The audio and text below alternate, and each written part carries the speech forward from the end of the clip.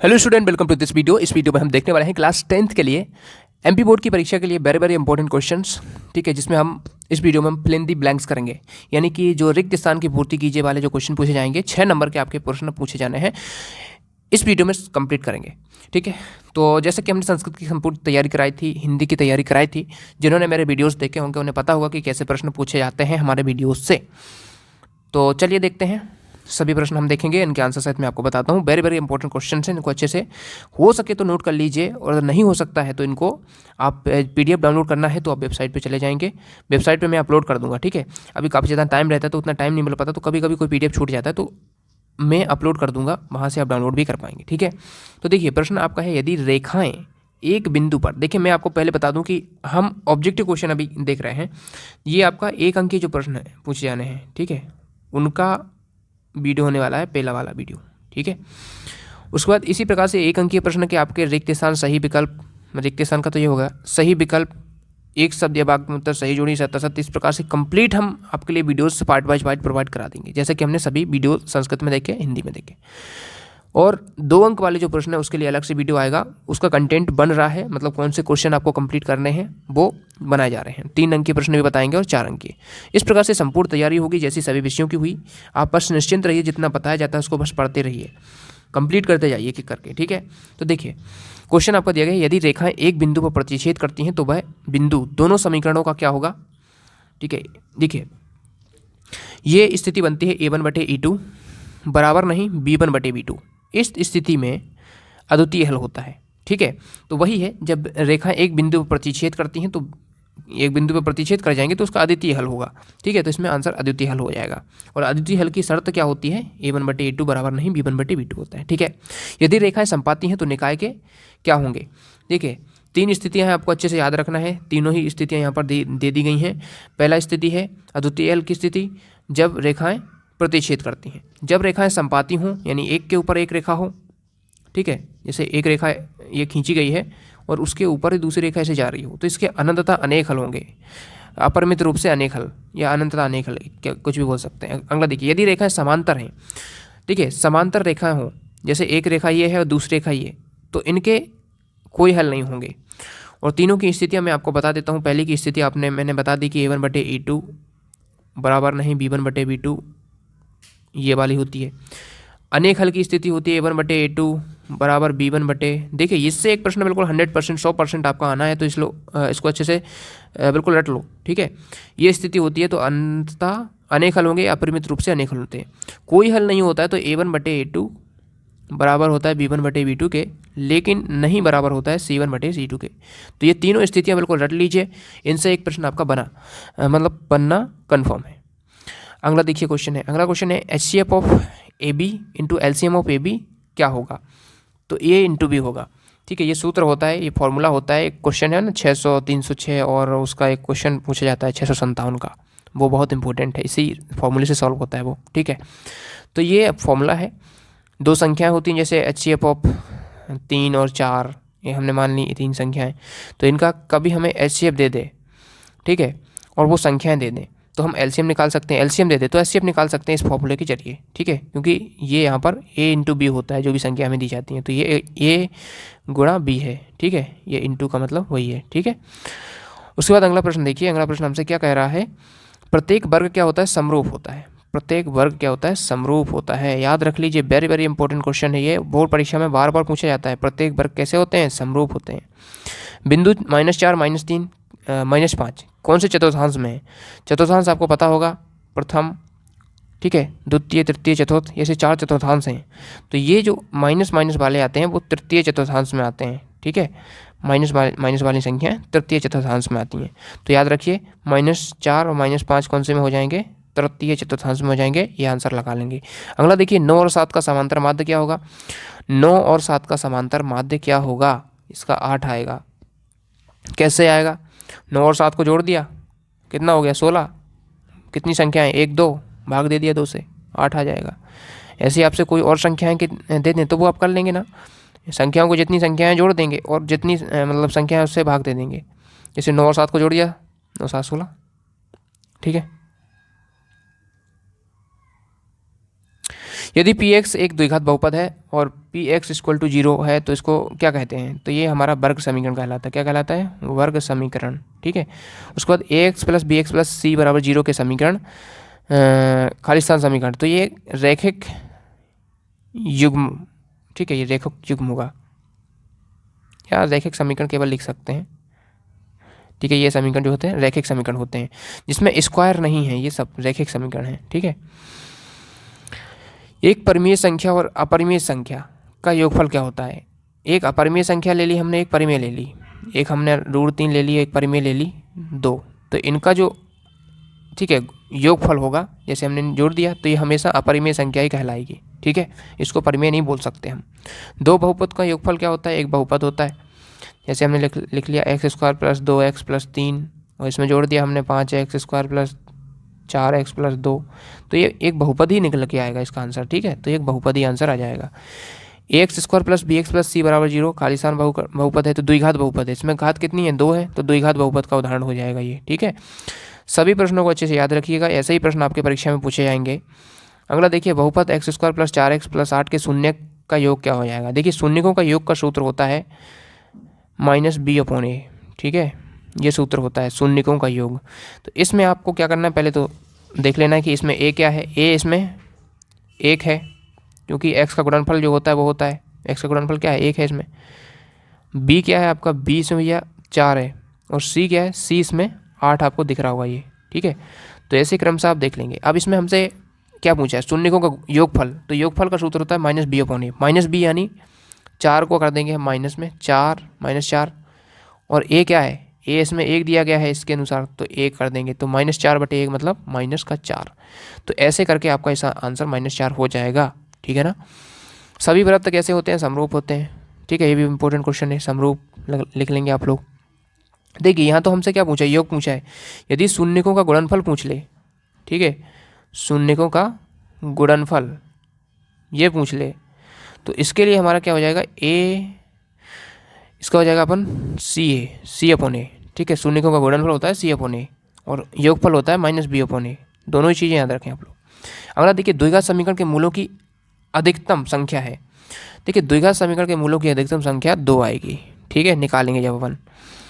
बिंदु -4 और 5 में भुज क्या है? ठीक है, -4 और 5 में भुज क्या है? तो -4 इसमें भुज हो जाएगा। ठीक है, x वाला जो एक्सिस है वो भुज होता है और y कोटि होती है अपनी। ठीक है, समांतर श्रेणी -5 -1 3 2 है, इसमें सार्वंतर बताना है।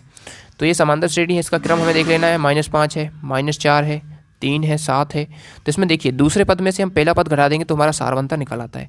दूसरा पद -1 है, घटा देंगे 5 को, तो 5 वैसे ही माइनस में है, तो ऐसे हो जाएगा। और माइनस माइनस ये क्या हो जाएगा? प्लस हो जाएगा। और जब प्लस हो जाएगा तो 5 में से 4 एक घट जाएगा तो 4 बचेगा, और चिन्ह किसका आएगा? बड़ी संख्या 5 का, तो इसलिए प्लस का 4 आ जाएगा आंसर। ठीक है, तो ये 4 आंसर आ जाएगा। एक सिद्ध किया हुआ कथन जिसे अन्य कथन को सिद्ध करने में प्रयोग करते हैं क्या कहलाता है? प्रमेयिका कहलाता है। किसी घटना के घटित होने की संभावनाओं के परिणाम को क्या कहते हैं? प्रायिकता कहते हैं, प्रोबेबिलिटी कहते हैं। द्विघात समीकरण का विभक्तिकरण ऋणात्मक हो तो मूल क्या होंगे? वास्तविक नहीं होंगे। ठीक है, देखिए, मैंने 3 स्थितियां आपको बहुत बार बताई हुई हैं।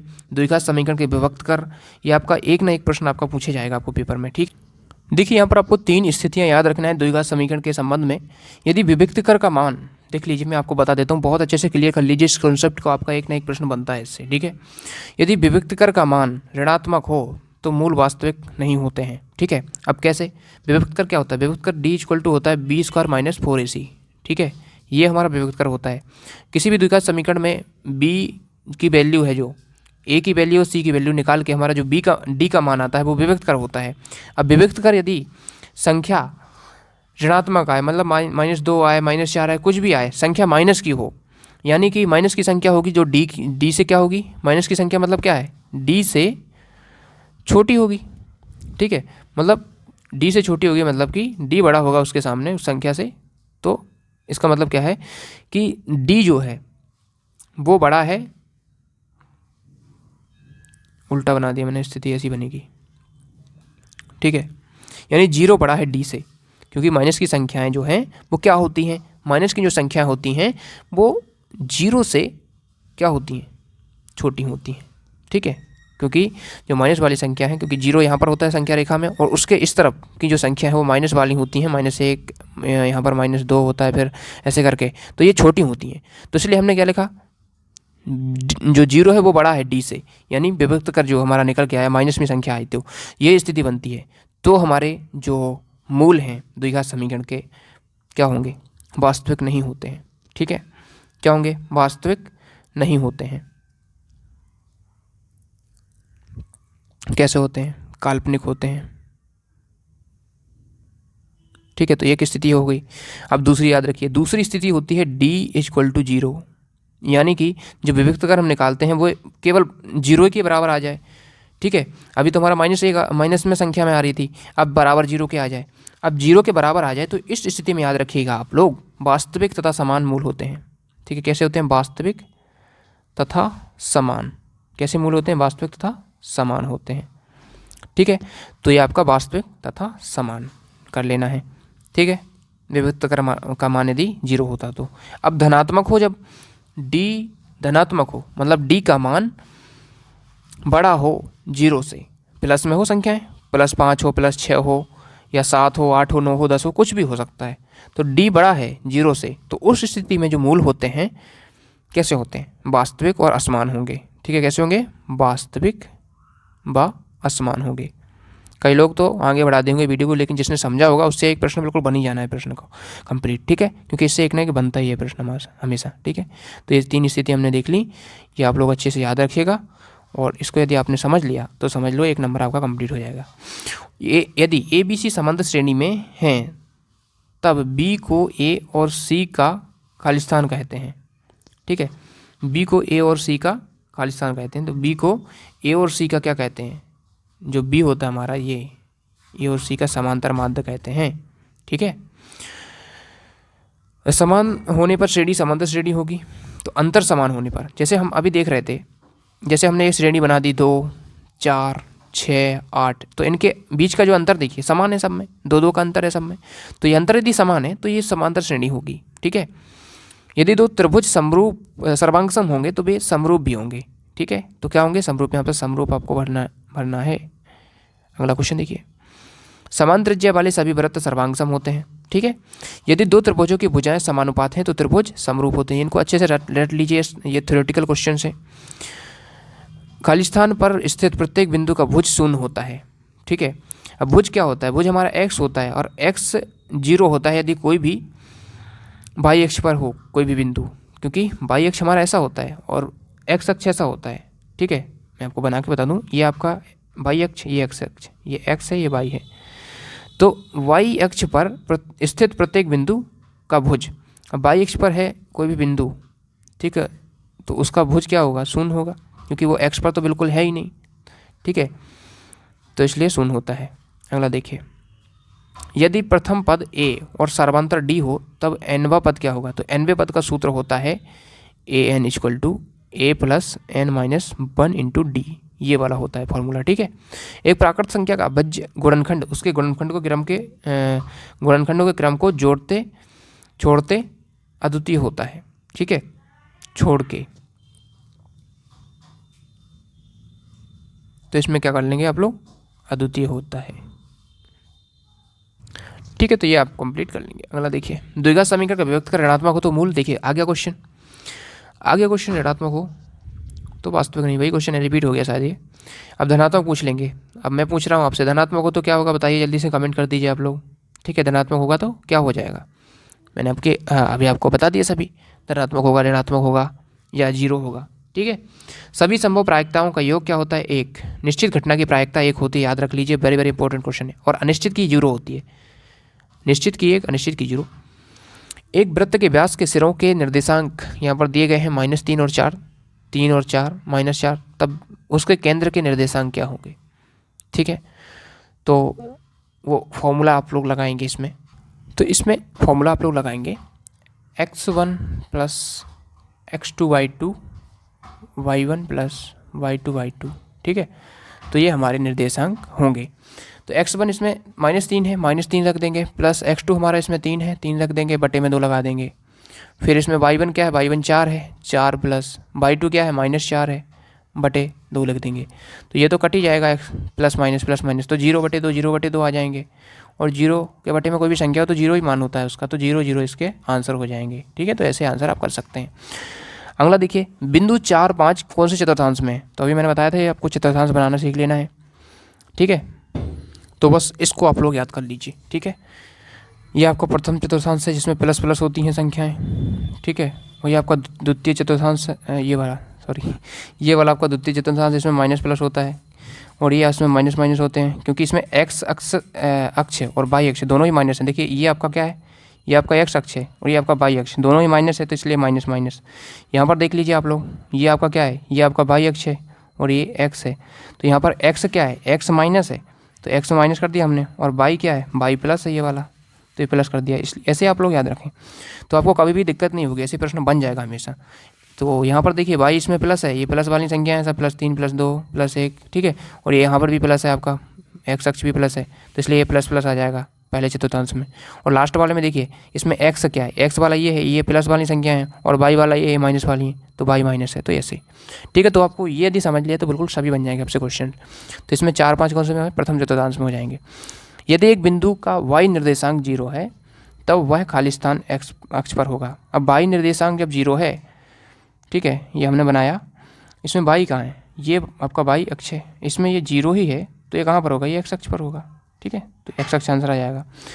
कोसेक ए इंटू टेन ए का मान क्या होगा, कोसेक ए इंटू टेन ए सेक ए। ठीक है, ठीक है, तो यहाँ पर देख सकते हैं क्वेश्चन क्या पूछा है आपका, कोसेक ए इंटू टेन ए।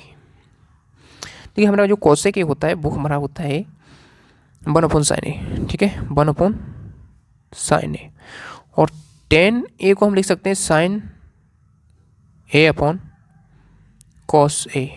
ठीक है, और ये कैंसिल आउट हो जाएगा, तो 1/cos ए बचेगा। ठीक है, और ये हमारा 1/cos ए क्या होता है, ये अपना होता है sec ए, sec ए। तो ये इस प्रकार से आंसर हो जाएगा। ठीक है ना, तो इस प्रकार से आप लोग कर लेंगे। अगला देखते हैं, 1 - cos² का मान क्या होगा, तो ये होता है हमारा sin theta. tan theta into cot theta होता है 1। ठीक है, अगला देखिए, प्रेक्षक की आंख के उस वस्तु के, प्रेक्षक की आंख से उस वस्तु के बिंदु को मिलाने वाली रेखा होती है, जैसे प्रेक्षक देखता है, क्या होती है, दृष्टि रेखा होती है वो। ठीक है, ठीक है, कोई भी प्रेक्षक देख रहा है किसी भी बिंदु को, इस बिंदु को देख रहा है, तो आंख से मिलाने वाली ये रेखा, ये दृष्टि रेखा होगी। ठीक है, मान लो यहाँ पर कोई टंकी रखी है किसी भी छत पे, वहाँ पे देख रहा है ये प्रेक्षक, तो यहाँ से जो रेखा है इसकी दृष्टि रेखा होगी। ऊंचाई व दूरी के प्रश्नों को हल करने के लिए किस त्रिभुज को लिया जाता है, तो आपको पता है समकोण त्रिभुज को लिया जाता है। ये वाला जो त्रिभुज है यहाँ पर 90 डिग्री होता है, ये लंब है, ये आधार है, कर्ण होता है, इनसे सॉल्व होते हैं। ठीक है, पाइथागोरस प्रमेय का ऊंचाई एवं दूरी के प्रश्नों को हल करने में उपयोग किया जाता है, बिल्कुल सही है। ठीक है, उसको देखिए 40वां क्वेश्चन है, चक्रीय चतुर्भुज के सम्मुख कोण क्या होते हैं, संपूरक होते हैं। चक्रीय चतुर्भुज के सम्मुख कोण क्या होते हैं, संपूरक होते हैं।